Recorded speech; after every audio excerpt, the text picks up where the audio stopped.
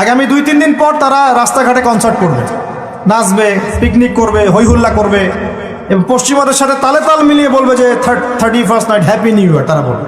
কিন্তু আজকে আরবি মাসের কয় তারিখ বলতে পারবে না, রমজান মাস তার আগে কোন মাস পরে কোন মাস বলতে পারবে না, কিন্তু 31st নাইট তারা চিনে।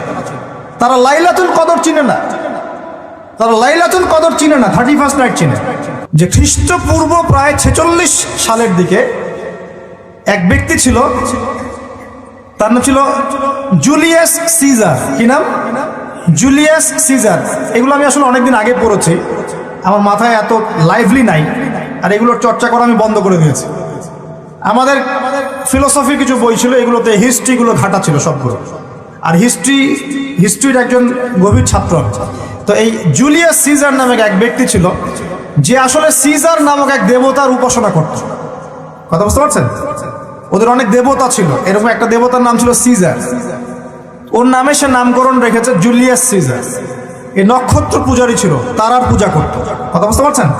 তো তারার পূজা যে করে সে কি তাওহীদপন্থী না মুশরিক? বলেন, সে কি ইমানদার না কাফের, কোনটা? এখন সে একটা ক্যালেন্ডার ফর্ম করেছিল, এর নাম হলো এই গ্রেগরিয়ান ক্যালেন্ডার বলে। এখানে প্রথম বর্ষ যেটা, এই প্রথম বর্ষতে উৎসব পালন করা শুরু করেছে এই জুলিয়াস সিজার নামক এই ব্যক্তি প্রথম, এবং সে সমাজ এটা চালু করে দিয়েছিল।